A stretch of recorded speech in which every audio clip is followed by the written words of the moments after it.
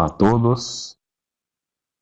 Estamos reunidos para esta terceira reunião do Evangelho Redivivo e hoje nós vamos examinar basicamente como vai funcionar a atividade do Evangelho Redivivo. Temos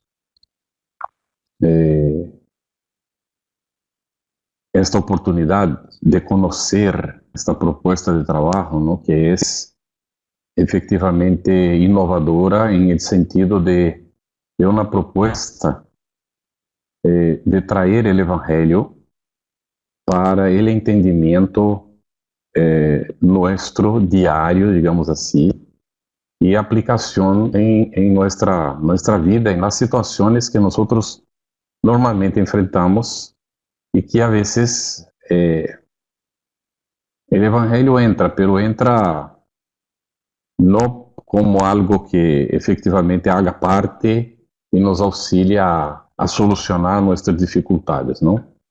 Então, esta proposta de hecho, está na raiz da própria essência do Evangelho desde todos os tempos, não? Pero nós não nos alejamos de ella. Bueno, estamos empezando hoje esta terceira reunião do Evangelho Redivivo e hoje nós vamos trabalhar basicamente para entender como vão funcionar estes encontros que estamos tendo. Vamos ver os conceitos, objetivos, os princípios orientadores e as justificativas para este trabalho. Utilizaremos uma apresentação que hemos sacado del material libro. ¿Está bien? Já podéis ver aí que este é o tema 2, ¿no? Conceitos, objetivos, princípios orientadores e justificativas. ¿Está bien? E eu vou pedir que alguém leia, por favor, para nós, para começar, solamente o primeiro párrafo. Quem quer ler, solo, por favor. Los voluntarios aqueciéndose mientras llega la información por la web. Ok, Tere, puede leer solo el primer párrafo.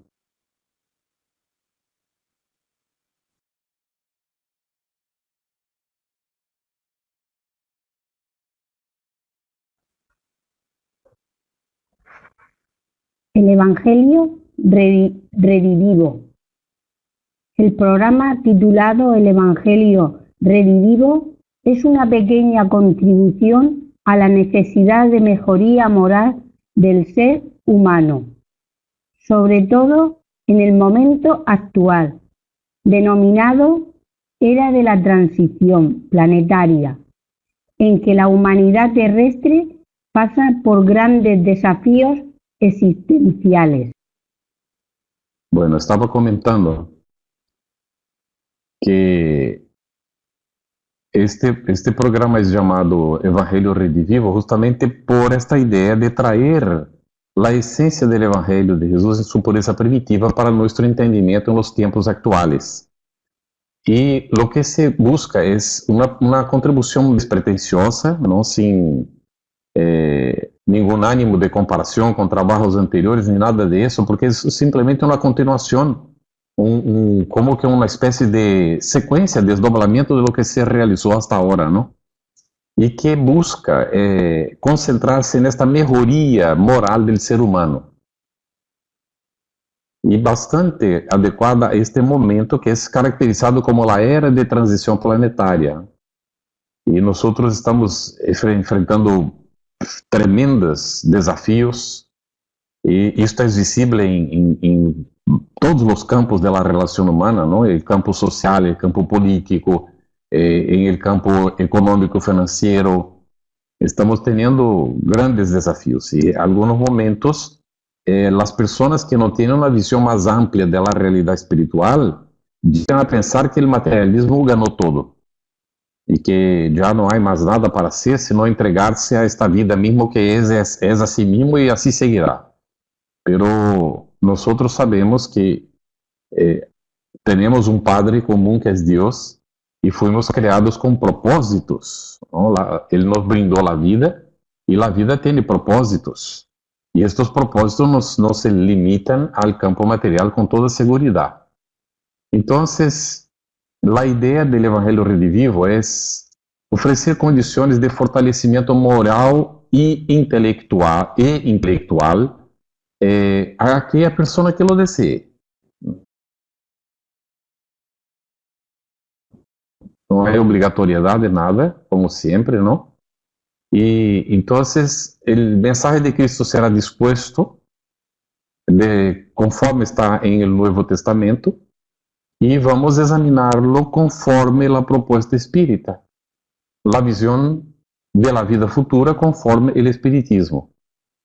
De esta manera, nosotros estaremos fortalecidos como personas, como individuos, para superar los obstáculos que naturalmente van surgiendo en el camino, ¿no? Y Pablo de Tarso llamó la atención para eso diciendo: son oprimidos, puesto en extraña dificultad, pero no vencidos por los impases, perseguidos, pero no abandonados, postrados por tierra, pero no aniquilados. ¿Está bien? Necesitamos estar bastante atentos, por lo tanto, de que no nos falta el amparo espiritual. Vamos a pedir a Luis que lea este segundo párrafo, por favor, Luis, que está en la lámina. Paso la palabra. Buenas noches. Los conceptos, los objetivos, los principios orientadores, las justificativas, el público a quien se dirige, la organización, la metodología, las referencias bibliográficas y el desarrollo del estudio están todos centrados en un solo compromiso: preservar la sencillez y la pureza originales del gran código de amor que Cristo nos legó. Bueno, agradecimientos a Tere y a Luis por la lectura, excelente. Entonces, vemos ahí que nos va explicando, ¿no? La cuestión de los conceptos, los objetivos, los principios orientadores, justificativas. Entonces son aquí expuestos a qué público se dirige este trabajo, cómo se va a organizar, la metodología de trabajo, las referencias bibliográficas van a estar aquí. Y hay aquí un compromiso muy claro de todos los facilitadores, que es preservar la sencillez, la pureza originales de este gran código de amor que el Cristo nos legó, ¿no? No es una tarea fácil, nosotros traemos, ¿no?, del pasado los atavismos, y estamos acostumbrados a interpretar a nuestra moda o conforme la religión que hemos tenido. Y hay muchas concepciones teológicas, ¿no? Y también hay concepciones materialistas. Y las experiencias que hemos tenido en otras encarnaciones también influencian el pensamiento hoy, ¿no? Las condiciones de la religión que hemos adoptado a veces por varias encarnaciones, bueno, o mismo la ausencia de una religión o de una orientación segura en el campo moral, ¿no? Y entonces Emmanuel nos va a aclarar sobre eso diciendo: ¿por qué siendo uno solo el Evangelio de Jesús existen de él las más variadas interpretaciones? José, estamos empezando a responder a esta pregunta cuando dice así: Carlos, ¿no debería de llamarse el Evangelio Redivivo según el Espiritismo? Otras religiones también pueden hablar del Evangelio Redivivo, simplemente para aclarar y poner cada cosa en su lugar. Lógico que sí se podría, pero vea lo que dice aquí. La pregunta es esta, ¿no? ¿Por qué siendo uno solo el Evangelio de Jesús existen de él las más variadas interpretaciones? El Evangelio es uno solo, dice Emmanuel. A pesar de los siglos que pasaron sobre la palabra amorosa del Divino Maestro, su lección atravesó todas las edades para felicitar-nos com su saber actualíssimo. El gran código de amor del cristianismo nada perdió en sus valores, en lo que se refiere a su primitiva pureza. ¿Está tranquilo esto a todos? ¿Está bien? Y esta segunda lámina.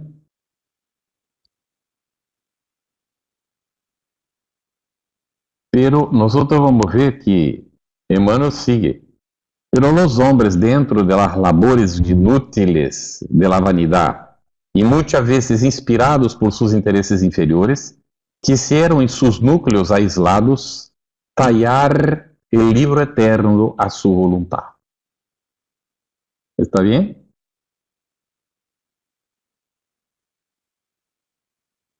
Si buscas, José, no vas a encontrar nadie hablando de Evangelio Redivivo, muy raramente lo van a tratar así. ¿Está bien? Entre tanto, hay mucha gente, José, que no se ha dado cuenta siquiera que hay que hacer un rescate, ¿no?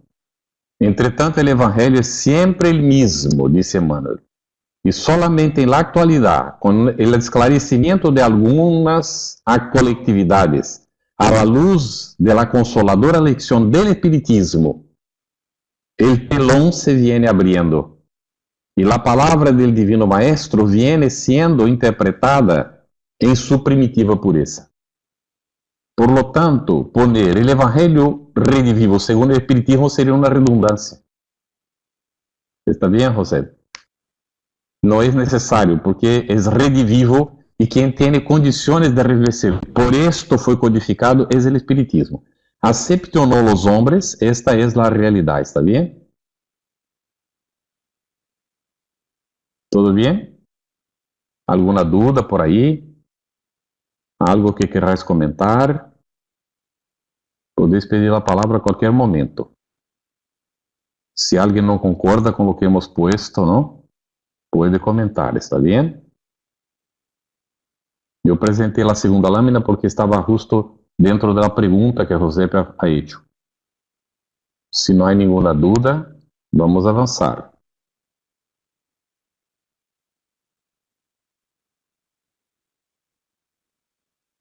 Vamos a ver algunos conceptos relacionados, ¿no? El mensaje de Emmanuel, y en varios momentos, ¿no? Incluso el texto que han seleccionado para componer el libro 1, aclara, ¿no? Sintetiza los conceptos, los principios que se va a utilizar en el Evangelio Redivivo. Entonces procura evitar interpretaciones personales. Bien, eu vou pedir que alguém leia, por favor, aí, a partir de aí. E pode ler toda a lâmina, quem quer ler. Voluntários, por favor. Ok, Juana puede leer. Evitar interpretaciones personales y literales dan algunas escuelas del pensamiento cristiano. La sugerencia es extraer el espíritu de la letra, como orienta la doctrina espírita, haciéndolo con sencillez y modestia, evitando el academicismo vanidoso, con el fin de que Jesús llegue a la intimidad de nuestro ser y nos transforme para mejor. Precisión histórica, citación perfecta, lógica natural, lenguaje limpio, comentarios edificantes, ilustraciones elevadas, atentos a la respetabilidad del asunto. Emmanuel. Agradecimentos, Juana. Después Yolanda y Paola van a leer en la secuencia, ¿está bien? Vamos a comentar eso, que está muy rico.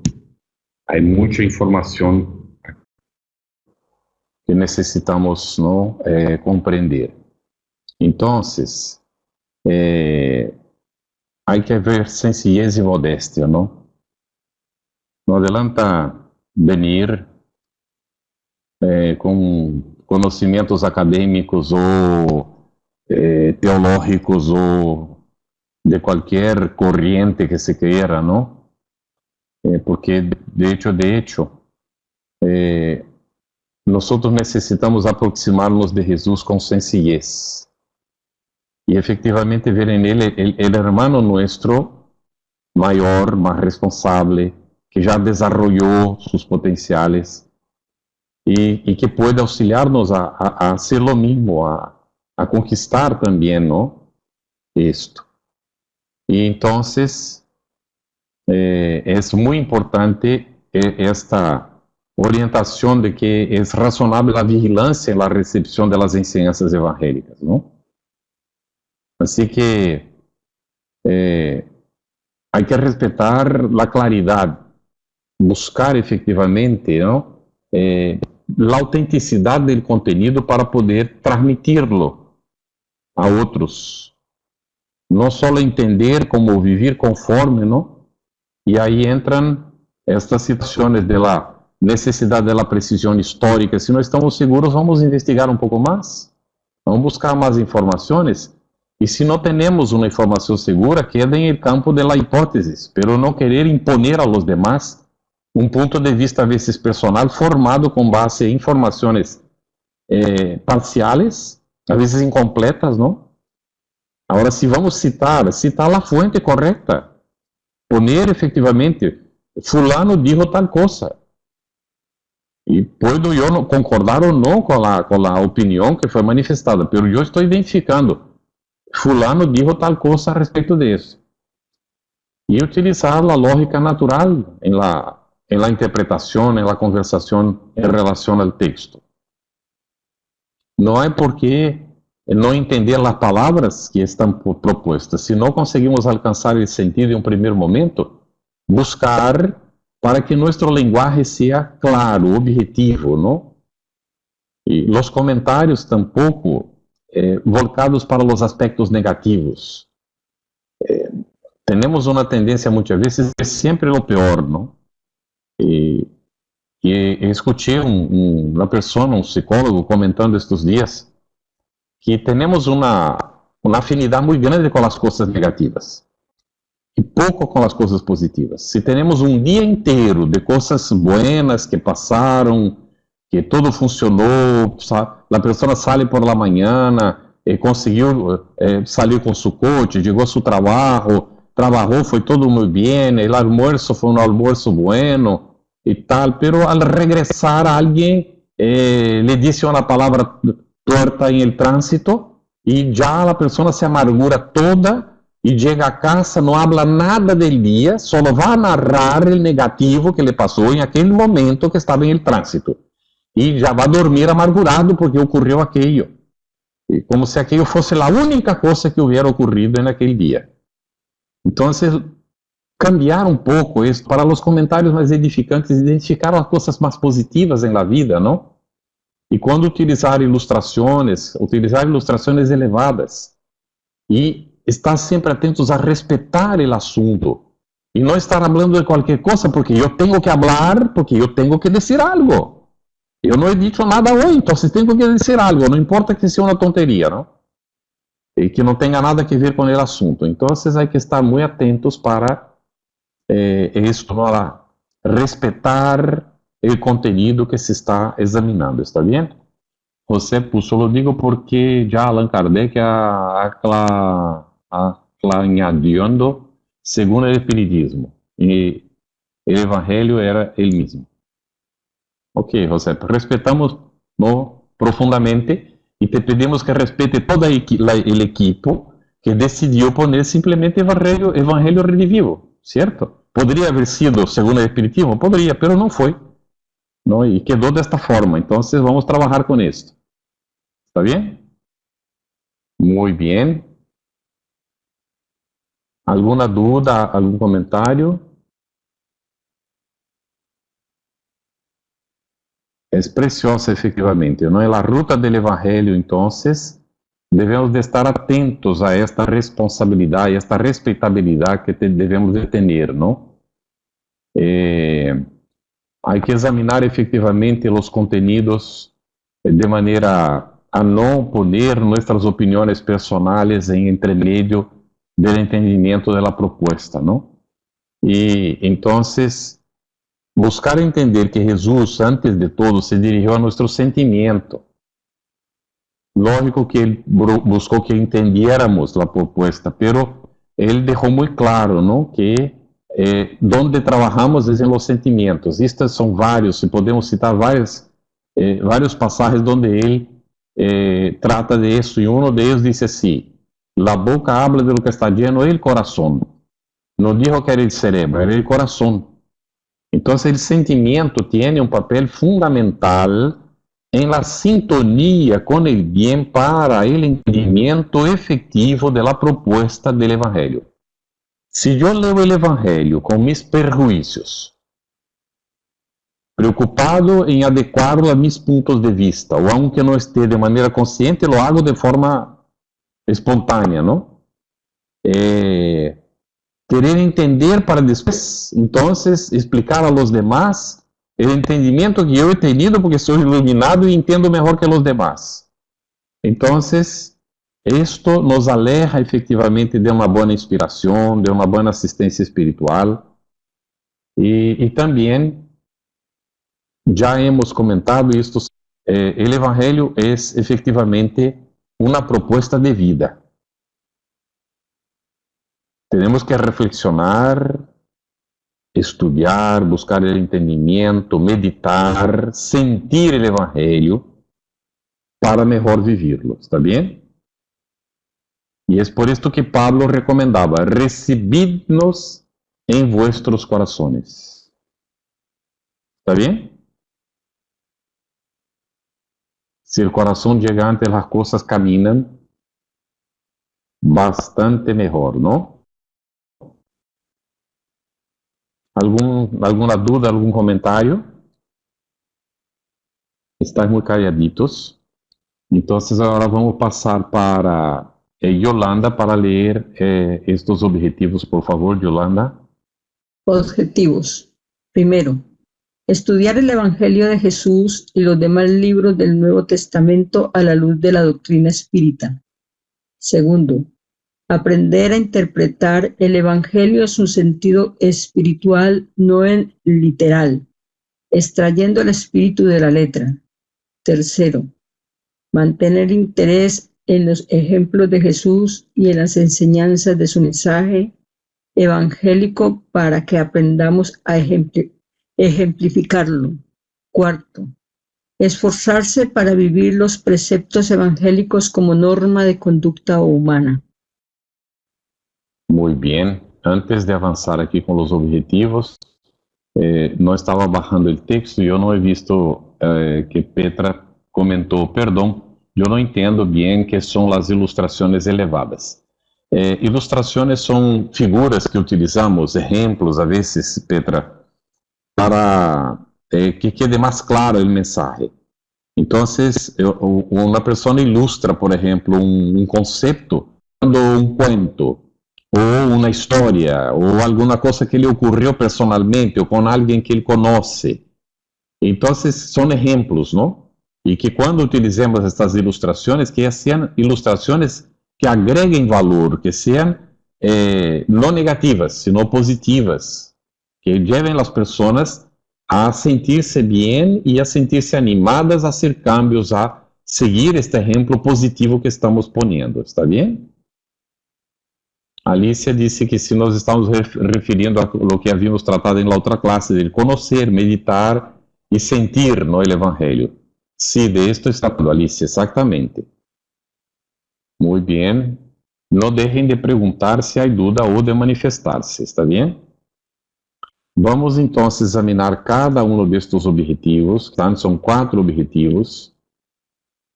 Primeiro objetivo: estudiar el Evangelio de Jesús y los demás libros del Nuevo Testamento a la luz de la doctrina espírita. Yo creo que ahí va viendo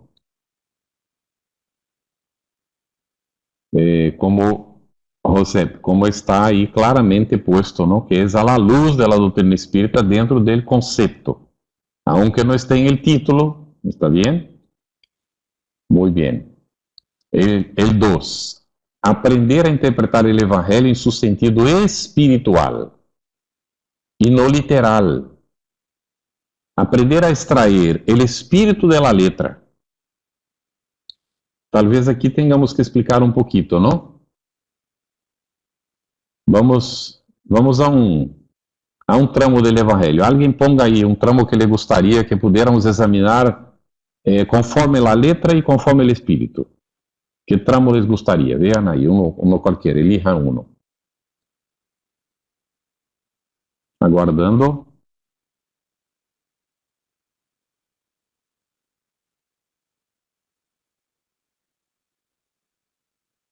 A ver, que sugerem para que podamos examinar.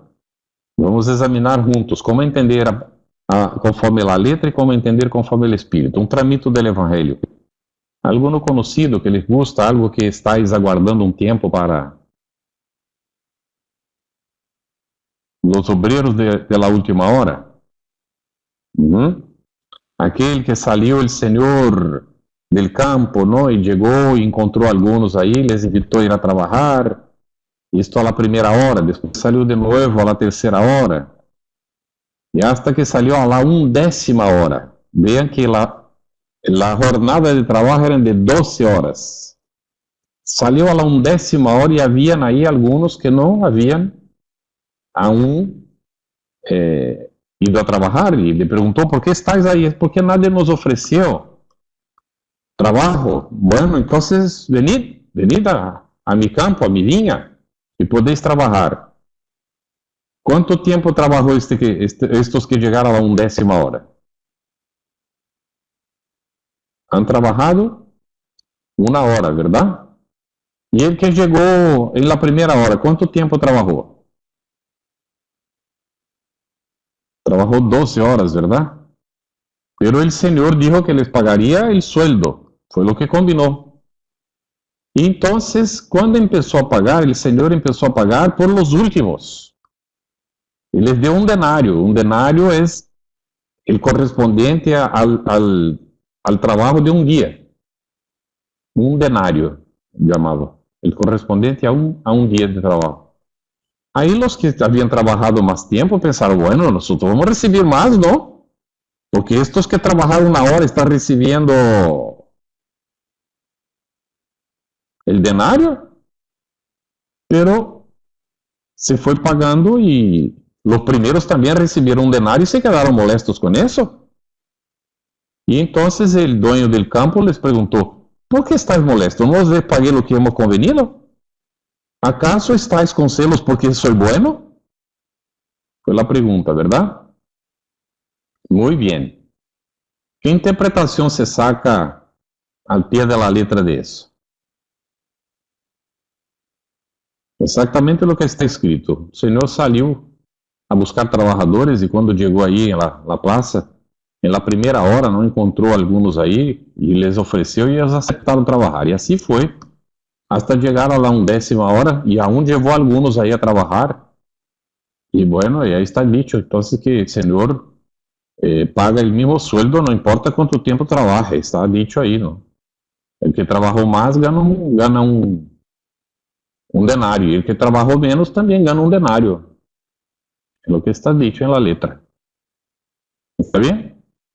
Pero ¿qué significará eso? ¿Cuál es el sentido espiritual de esta? Vamos con el espiritismo, porque sin espiritismo queda muy difícil comprender eso, ¿no? Que nos da la clave de la vida futura, ¿verdad? ¿El Padre creó algún día y paró de crear?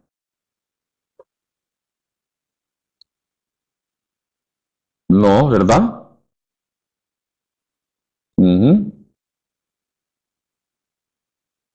El Padre crea siempre. Y a la medida en que va criando a sus hijos, les va dando oportunidad. ¿Está bien? Pero nosotros estamos inseridos en un contexto limitadísimo de tiempo. No sé si ya habéis estudiado eso, ¿no? El día de 24 horas, que no son 24 horas de hecho, ¿no? Por eso son 365 días al año, y hay un año bisiesto a cada 4 años, pero aún así hay que hacer ajustes, porque las horas no son tan precisas así. Estas horas son medidas conforme las evoluciones del planeta en torno del Sol. Pero un planeta más grande que la Tierra y el mismo sistema solar no tiene el día como el nuestro. ¿Está bien? Así que cuando estamos sumersos a la temporalidad de la reencarnación y de una visión materialista viviendo en un planeta como es la Tierra, entonces juzgamos las cosas con base en estos parámetros que tenemos, estas referencias. Pero el sentido espiritual es que para el Señor no hay el tiempo. Y que cuando nos surja la oportunidad, lo que espera Él es que aprovechemos la oportunidad. Y si aprovechamos la oportunidad en el momento en que ella aparezca, no importa si antes o después, entonces seremos dignos de recibir el sueldo. ¡Oh! ¿Qué sueldo? El resultado de la acción. ¿Está bien? Y ahí hay espiritualmente el indicativo de que yo no tengo que preocuparme con lo que los demás están recibiendo, haciendo. Yo tengo que hacer mi parte cuando me surja la oportunidad. Y la relación de que voy a recibir o no es mía con los demás, es mía con mi Padre. De Él con los demás hijos de Él. ¿Qué tengo yo que ver con eso?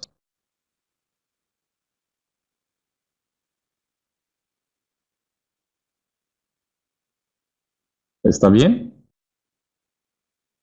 Pero hay más para profundizar. Estamos dando solamente un ejemplo.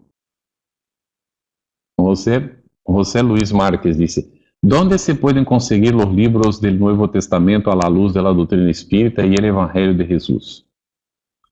Bueno, hay una traducción para el portugués hecha por Haroldo Dutra, según informaciones que tenemos. Es la primera traducción espírita, ¿no?, del Nuevo Testamento. No está completa, falta alguna cosa, y él estaba traduciendo también los demás libros, ¿está bien? Es la única que yo conozco. Pero la traducción está bastante, digamos, al pie de la letra, ¿no? Y con muchas citas, muchas cosas para consultar, ¿no? Para que podamos, entonces, profundizar. Es más bien para estudiar que propiamente para leer el Evangelio, ¿está bien? Esta traducción de Haroldo. Para el portugués, no conocemos otras traducciones. Tenemos normalmente que consultar la Biblia de Jerusalén, o traducciones de Reina Valera, ¿no? Y comparar.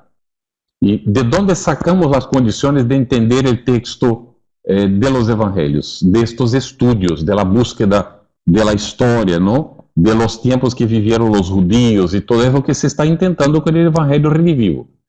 Y aprender a sacar la esencia de la enseñanza de eso, ¿está bien? Entonces no tengo otros libros para indicarte, José, salvo si te podría decir, ahora mismo Luis está traduciendo el Evangelio por Emmanuel para el español. Es toda una interpretación que hace Emmanuel de los versículos, versículo a versículo, del Nuevo Testamento, de las cartas universales, las cartas de Pablo, del Apocalipsis. Son 7 libros y que nos auxilian. Hay aquella serie llamada Fuente Viva, que son 4 libritos, pero este otro engloba esto y más otros escritos de Emmanuel en varios libros publicados en varios momentos, en diversas fuentes, donde nosotros podemos encontrar más. Está en portugués también, ¿no? Se llama Sabedoria del Evangelio, Sabedoria do Evangelho, de Carlos Torres Pastorino. No conozco español. Pero hay un libro que está traducido al español. Yo voy a citar, algunas personas tienen perjuicio y les dice que no les gusta Rustem, aunque no lo conozcan y no saben ni siquiera lo que escribió. Pero no les gusta, entonces no lean, ¿no? Algunos sí han leído y como en mi caso, y es un autor que escribió muy confuso, mucha repetición. Allan Kardec le sugirió que reuniera los 3 volúmenes iniciales que publicó em uno solo para quedar mais fácil, não, da leitura. Ele não lo hizo. Em Brasil, depois mais tarde surgiu um livro chamado Elucidações Evangélicas. Creio que há uma tradução para o espanhol deste livro, que é um resumen que Kardec recomendou desta obra de Rustem. Não? E Rustem examina versículo a versículo de los evangelhos também. Não? Estas fontes podem ser conhecidas. Há outras fontes não espíritas. Carlos Torres Pastorino foi cura, casi, não, cura e al final entendeu o espiritismo e então escreveu Sabedoria do Evangelho com base no conhecimento espírita que tinha e outras fontes que consultou naturalmente. E Rustem era espírita, aunque algumas pessoas digam que não, porque ele não escreveu sobre o espiritismo, não sei o que, não sei. Bueno, não vou entrar em mérito disso. Eu os digo que eu entendi melhor o Evangelho de Jesus leyendo esta obra, La Revelación de las Revelaciones, ¿está bien? Isto queda a critério de cada um. Então, para responder a José Luis, não? Ana Manrique disse, hay más, porque dijo el Señor al trabajador, ¿acaso no acordé contigo este salario? Isto. Havia um trato, havia uma combinação, um contrato, não? Muito bem. Ok. Então, este aprender aí a sacar o espírito da letra, não? Esse é o objetivo. Sem prisa, sem ânimo de imposição de nada, simplesmente em el diálogo, vamos a ver, não? E manter o interesse em los ejemplos de Jesus, las enseñanzas de su mensaje evangélico, não? Para que então podamos aprender efetivamente e conseguir, porque Jesus não falava simplesmente, não? Ele vivia. É como já hemos citado aqui de Francisco de Assis, não? Há que pregonar o evangelho todos os dias. Se for necessário utilizar a palavra. Está bem? Porque o evangelho é para viver. Não há sentido nenhum uma discussão intelectual sobre ele sem repercussões no campo sentimental e de cambio em la vida da pessoa. De isso se trata, está bem? E o quarto objetivo é esforçar-se para viver os preceptos evangélicos como norma de conduta humana, que é o que acabamos de informar que se engloba com o outro. Há alguma dúvida sobre estes objetivos? Alguém tem alguma dificuldade com algum de eles? Eu gostaria que se comentara um pouco mais. Carmen, se quer falar alguma coisa, esteja a gosto. Estou vendo que Paula se ofereceu para ler. Não vai ser a seguinte a ler. Voz para Carmen. Pode falar, Carmen. Carmen, por favor, intenta outra vez, porque não está saliendo, não estamos escutando. Carmen, não sale nada. Há que revisar aí o micro. Alguma coisa não está funcionando, não sei por quê. Não se te escuta. Pode seguir tentando, porque podemos estar os dois conectados ao mesmo tempo. Então, se em algum momento consigues falar, te passo a palavra, está bem? Ok? Vamos a ver. Bueno, o texto do livro 1 diz que estes objetivos são ambiciosos. ¿Os parece? Diz que se consideramos o nível de imperfeição que aún nos caracteriza, ¿no? De hecho, é um grande desafio, ¿verdad? Pero debemos de empezar, ¿no? Empezar por un primer paso, ¿verdad? Avanzar despacito, con seguridad. Buscar no dar passos atrás, ¿no? Lo que ya hemos aprendido, vamos a hacer conforme. E está sempre buscando, ¿no? Efectivamente, a compreensão desta proposta. Allan Kardec disse que Cristo foi o iniciador da moral mais pura e mais sublime, a moral evangélico-cristiana, que deve renovar o mundo, aproximar a los hombres e hacer los hermanos. que debe hacer brotar de todos los corazones humanos la caridad y el amor al prójimo, y crear entre todos los hombres una solidaridad común.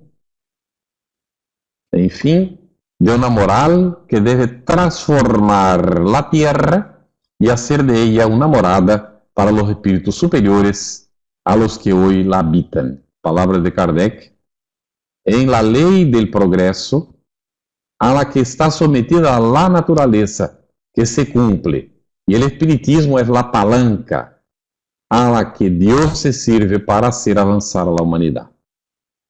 Así que estos objetivos son para incentivar efectivamente cada uno de nosotros a conocer el mensaje de Cristo, entender efectivamente cuál es su propuesta y desarrollar en nosotros el deseo de esfuerzo, de la dedicación, de direccionar nuestra voluntad en el sentido de efectivamente vivir conforme este mensaje. Así que siempre volveremos a Emmanuel, ¿no?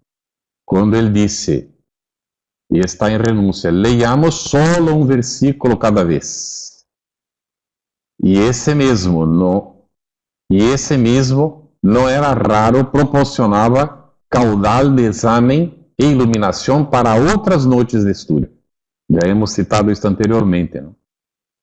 Entonces, profundizar, intentar, luchar. Voy a pasar la palabra otra vez a Carmen a ver si nos vemos. Víctor puso, el espíritu de Alcione nos dice la forma en que ellos estudiaban el Evangelio de forma profunda, tranquila, sin prisa, pero con profundidad.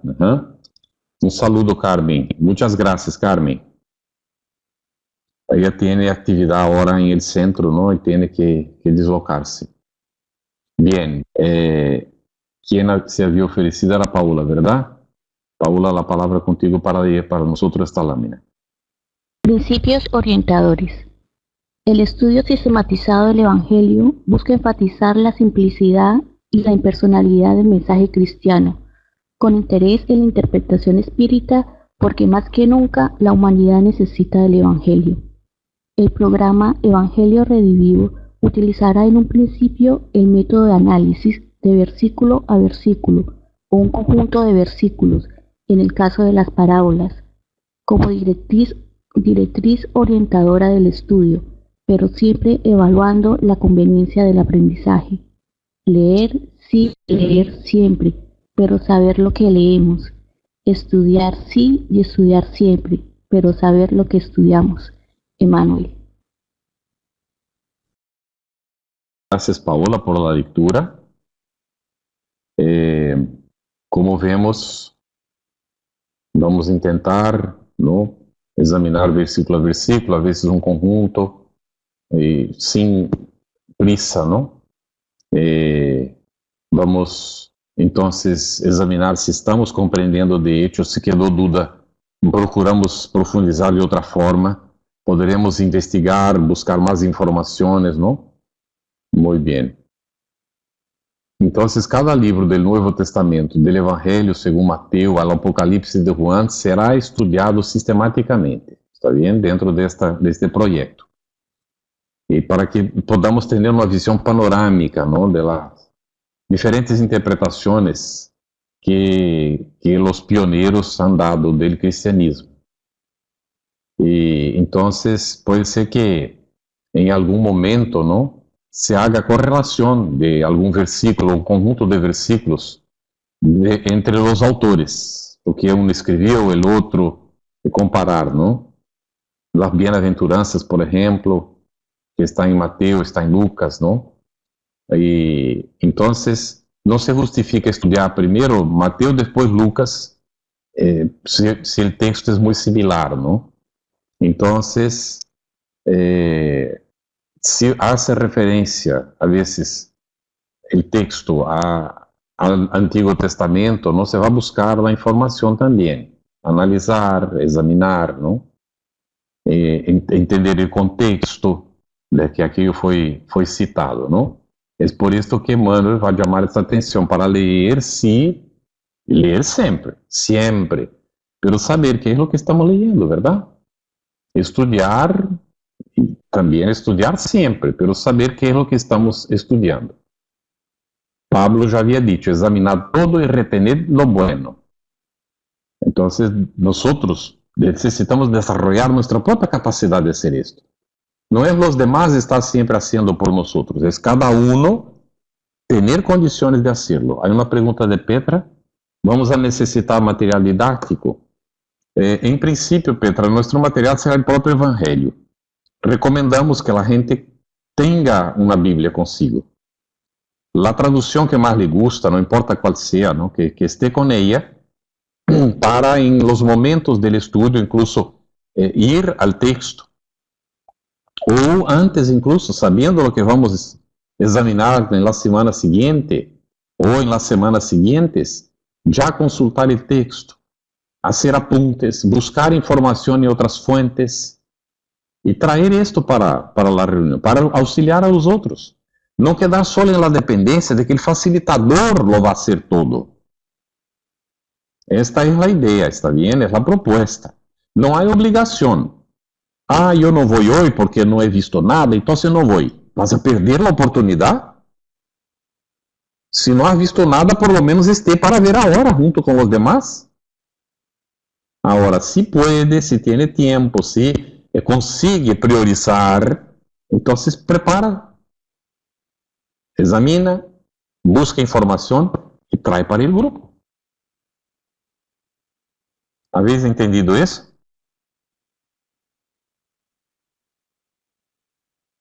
¿También? Ahí podrá haber personas que digan assim, yo no sé, estoy en este evangelio ahí, la gente está investigando, está trayendo cosas, yo no llevo nunca nada, yo creo que voy a desanimar, no voy a seguir con esto, no. Yo estoy preveyendo lo que puede pasar con cualquiera de nosotros. Yo digo que la peor cosa que uno hace es alejarse del estudio, simplemente. Si no está haciendo y está aprendiendo cuando está en las reuniones, magnífico, ya está ganando alguna cosa. Dejar de aprender esto también, porque ahora ya no va a comparecer ni siquiera a las reuniones, pero el mejor para sí es, bueno, no he hecho nada hasta ahora.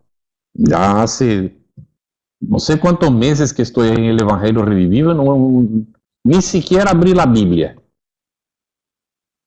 Bueno, ¿qué está esperando para abrirla entonces? Ah, pero ya se pasaron, ¿qué interesa el que pasó? ¿Importa lo que va a ocurrir a partir de ahora, cuando yo tome la decisión? Ahora, ¿por qué no hice? Yo entonces soy no sé qué que no voy a hacer nunca. Nada de eso. Es dar la vuelta por encima de lo que ya fue y hacer lo que se tiene que hacer cuando uno sienta que es el momento de hacerlo. Y no dejarse atrapar por los pensamientos negativos y de que yo soy peor que los demás, porque no sé qué, que no. Estas tonterías nos van a pasar por la cabeza porque los espíritus inferiores les encanta alejarnos de un estudio que nos ilumina. Pueden estar seguros de esto. ¿Está bien? Entonces, no podemos, y esto es lo más importante, no podemos descuidar jamás de que la finalidad principal del estudio, ¿cuál es? Yo no voy a decir. Vamos a ver qué podéis ahí en el área de texto. ¿Cuál es la finalidad principal de este estudio del Evangelio Revivido? A ver. Ana Manrique, mejora moral. Guardando, ¿qué más? El esfuerzo de cada uno, muy bien. La práctica, Mónica, José, muy bien. Montse, llevarlo a nuestras vidas. Magnífico, ¿qué más? ¿Qué más? Josimar, memoria íntima y ayuda al prójimo. Mejora, ¿no? Mejora íntima, muy bien, muy bien. Alicia, ponernos en marcha y realizar el cambio. Olga, esclarecer las enseñanzas de Jesús y ponerlas en práctica. Muy bien. Tere, voluntad. Yolanda, la interpretación para ponerla en práctica o practicar. Paola, progresar. Juana, seguir el ejemplo de Jesús. Muy bien. Ana Retamero, entender el verdadero sentido del Evangelio profundizándolo. Víctor, sublimar los sentimientos. Eu vou ler o texto, Alicia, vivir el Evangelio en uno mismo. Mira lo que dice el texto, leo el completo.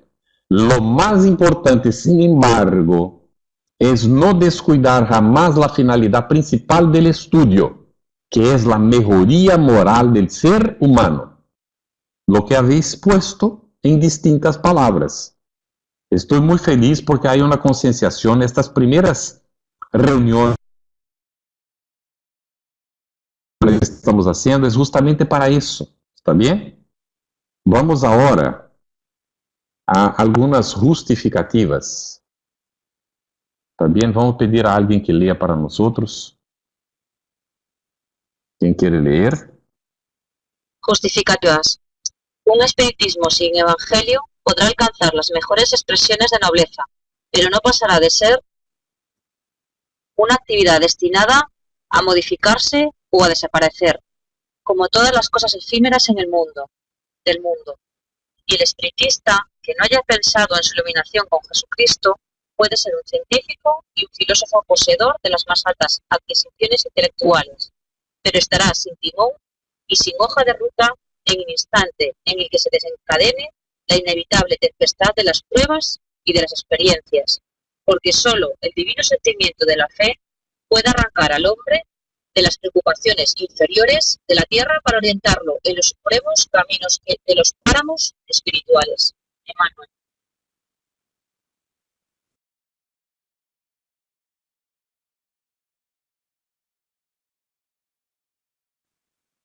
Comentarios? ¿Queréis? Hola, si queréis comentar algo.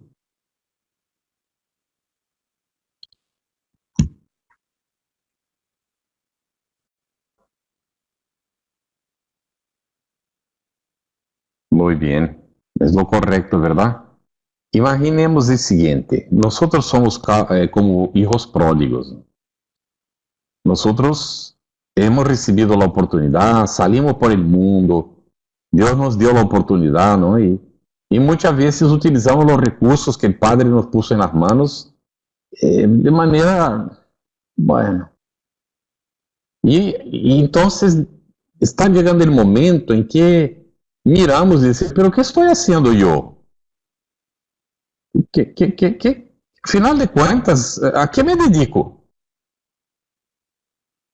¿Qué estoy construyendo con lo que hago, ¿no? Al final del día, ¿qué he hecho efectivamente hoy que justifique?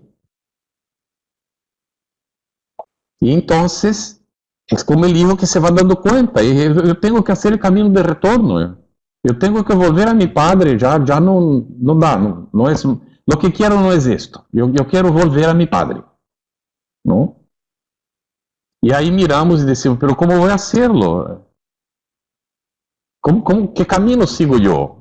Y ahí me recuerdo, pero yo tengo un hermano mayor, un hermano más experiente, ya llegó ahí, él vino incluso para indicarme cómo hacerlo.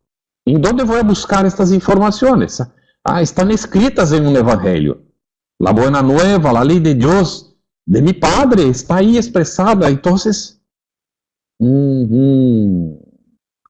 entonces es pues llegada la hora de liberarnos de las interpretaciones personalistas, institucionales, teológicas o atávicas del Evangelio. Condiciones que mucho han retardado la marcha ascensional de la humanidad. Es el momento de liberarnos de los prejuicios, de los preconceptos, de los conceptos formados previamente. Es el momento del reencuentro nuestro con nuestra propia realidad, delante de la mirada de nuestro Padre que nos ve diciendo por el camino y que nos abre los brazos. Él puede ir a buscarnos, pero Él sabe que no debe de hacerlo porque si no hacemos el esfuerzo no vamos a aprender.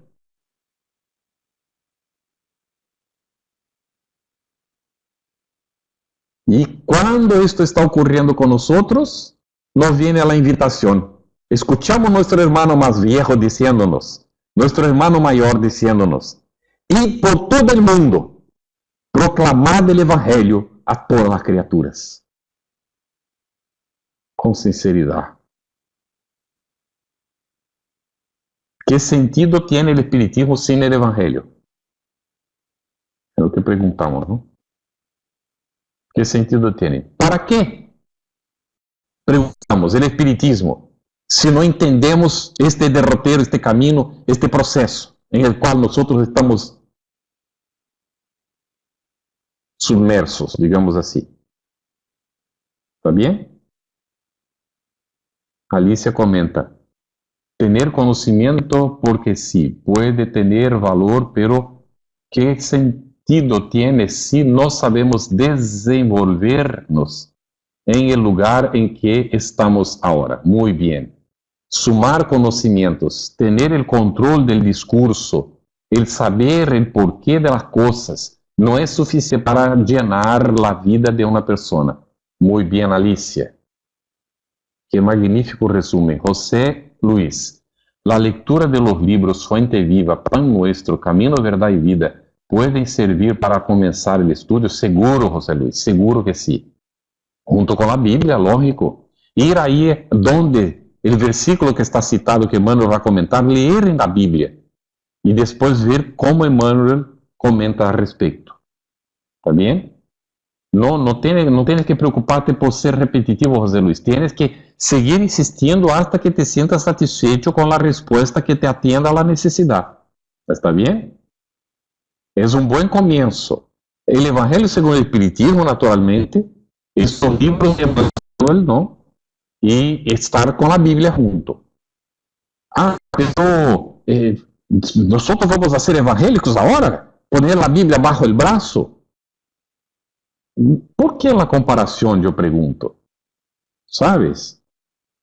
Mejor fuera que la tuviéramos no bajo el brazo, pero que la tuviéramos efectivamente bajo nuestro conocimiento.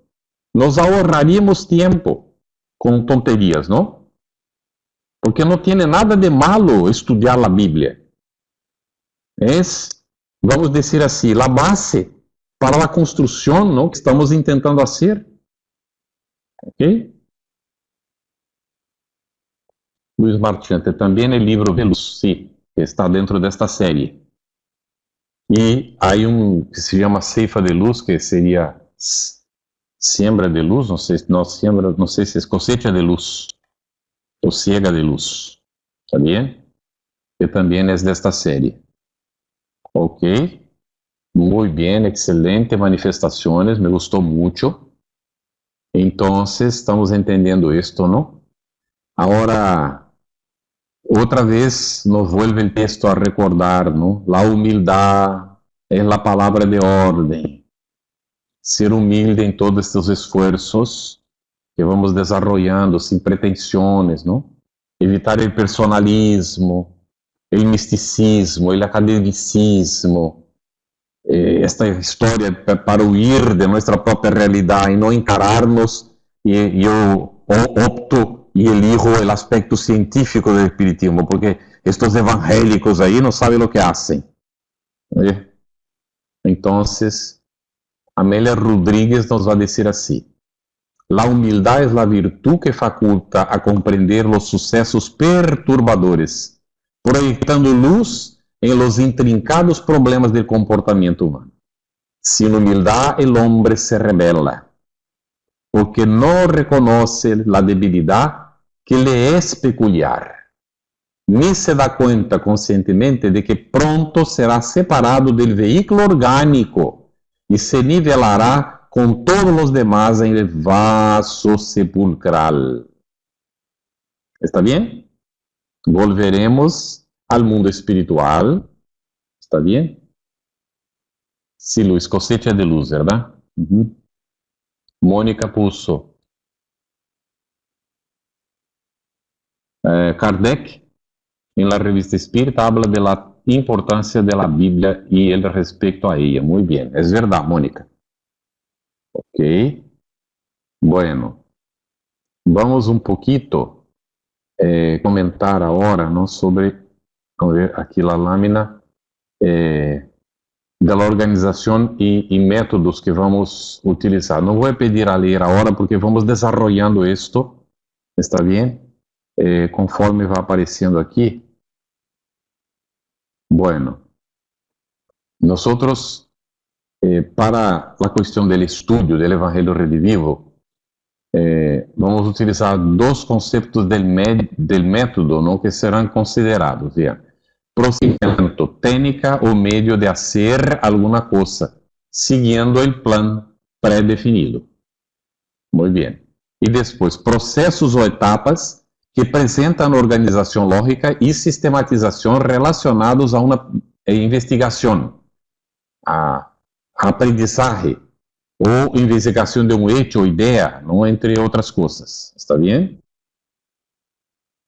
É lo que propone aqui nesta lâmina. E, resumidamente, não, poderíamos poner que o Evangelho Redivivo está apoiado em 3 pilares. Muito bem. A esta vou pedir a alguém que leia, por favor, e leia completa. Quem quer ler? Voluntário, por favor. Quedou alguém antes? No. José Luis, puede leer, José Luis. Hola, buenas noches. ¿Se me escucha? ¿Se me escucha bien? Perfecto, gracias. Resumidamente estableceremos en el programa El Evangelio Redivivo 3 pilares dirigidos para la interpretación de los textos evangélicos que deben necesariamente presentar el triple carácter metodológico, atemporal, universal y exclusivamente moral.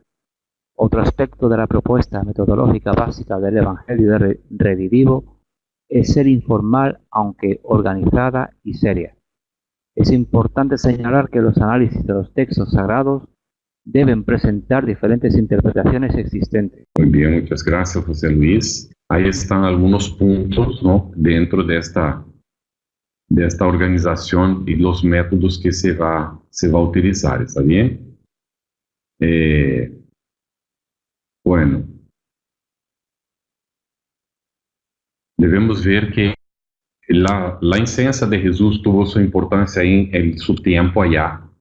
Y mira, pasaron más de 2000 años y tiene su importancia en la actualidad, ¿está bien? Entonces, la historia nos auxilia a contextualizar, a entender aquel momento y por qué de las cosas en aquel entonces, pero con nuestra capacidad de razonar, de examinar, de discutir las cosas, vamos entonces observando el cuánto no de estas enseñanzas nosotros podemos aprovechar hoy para nuestro adelanto espiritual. En realidad los conceptos son conceptos universales, atemporales. Jesús utilizó ciertas formas, ¿no?, como las parábolas y tal, para aproximarse del pueblo. Habló un lenguaje que pudieran comprender en el tiempo, pero la enseñanza que transmitió es una enseñanza universal atemporal. Servía para entonces y sirve para ahora y servirá para mañana. Así que debemos de abstraernos algunas veces de estas cuestiones, a veces que nos dificultan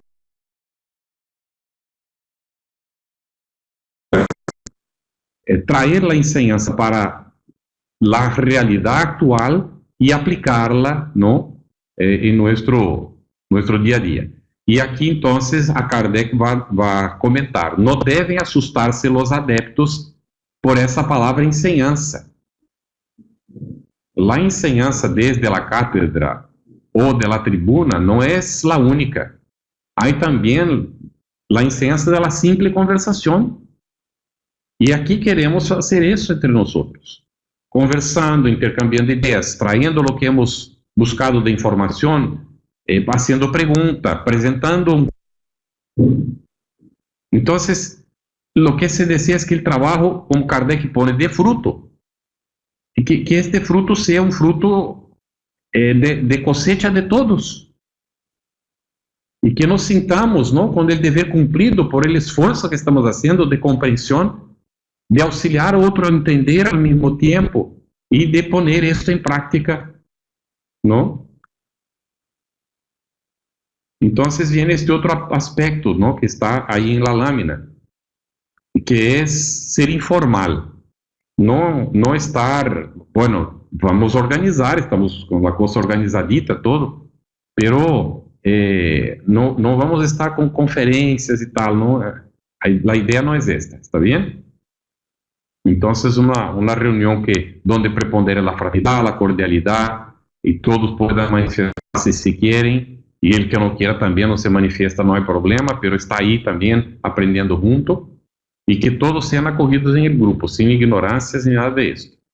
Entonces, vamos buscar cuidadosamente el contenido espiritual de la letra que vamos a encontrar.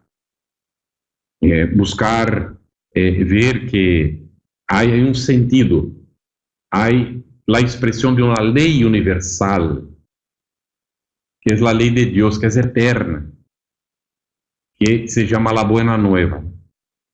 Entonces, Jesús nos alerta para esto. El Espíritu es que vivifica, la carne para nada sirve. Palabras de Jesús. Las palabras que os dije son Espíritu y vida. Está en Juan capítulo 6. Y Pablo va a agregar, lo que nos hace también capaces de ser ministros de un Nuevo Testamento, no de las letras, sino del Espíritu. Porque la letra mata y el Espíritu vivifica. Escribiendo a los Corintios, a la segunda epístola, en el capítulo 3, versículo 6. Ve que en aquel entonces ya Pablo llamaba atención para esto.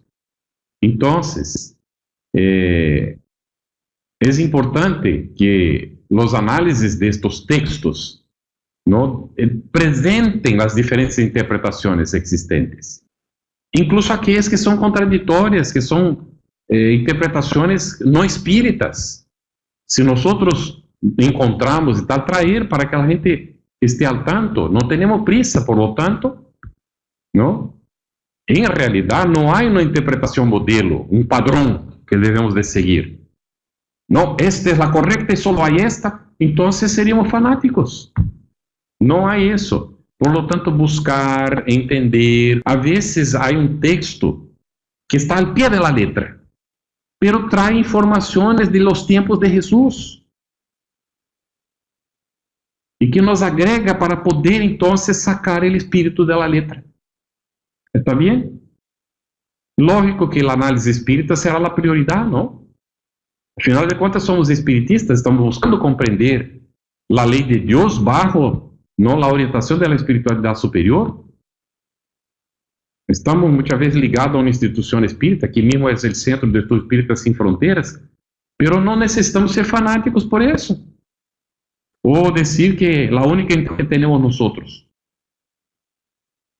Entonces, la línea de entendimiento del espiritismo es una línea de entendimiento respetuosa, propositiva. Y el estudio tiene que ser comparativo. ¿Está bien? Y no estar simplemente con una línea de razonamiento como si fuera la única, es la mejor y acabó, no quiero más saber de nada. No es por ahí, ¿está bien? Entonces, por otro lado, nunca está de más destacar que a pesar de las enseñanzas de Jesús ser atemporales, universalistas y exclusivamente morales, destinadas a toda la humanidad, Jesús habla a cada personalidad en particular. Es el diálogo de Jesús. Habla a cada corazón. Entonces la lección llega a cada individuo de acuerdo con sus características propias, de acuerdo con su grado evolutivo, su momento evolutivo, conforme su capacidad de entendimiento y con su capacidad de vivencia ya. Entonces, nosotros vamos mejorando la interpretación, el entendimiento, meditamos más profundamente, incorporamos a nuestros sentimientos con más propiedad a la medida en que avanzamos. Y cada uno a su velocidad. Entonces, vamos priorizar el método propuesto por Allan Kardec, que ya fue aquí presentado antes, y vamos priorizar la interpretación espírita, pero sin desconsiderar las demás, ¿está bien? Entonces el espiritismo es la clave para entender de hecho la propuesta de Jesús, ¿está bien? En su sentido espiritual, atemporal, en su sentido profundo, sin ningún perjuicio. Es la clave para entender. Entonces, toda enseñanza metódica tiene que partir del conocido para el desconocido. ¿Está bien? Hay mucha gente que no entiende la cuestión del alma.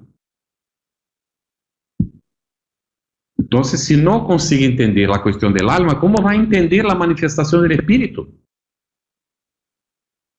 Hay que partir del conocido de esta persona para poder avanzar. ¿Está bien? Contextualizar la enseñanza. Entender el conjunto, ¿no?, que se propone en el Nuevo Testamento. Y entonces ir buscando las informaciones e ir avanzando. Entonces esto no impide y al revés recomienda la investigación, la búsqueda de informaciones en otras obras, ¿está bien? Ok. Kardec, Emmanuel nos llama la atención para la importancia de sentir a Kardec, estudiar a Kardec, anotar a Kardec, meditar a Kardec, analisar a Kardec, comentar a Kardec, interpretar a Kardec, cultivar a Kardec, enseñar a Kardec, divulgar a Kardec.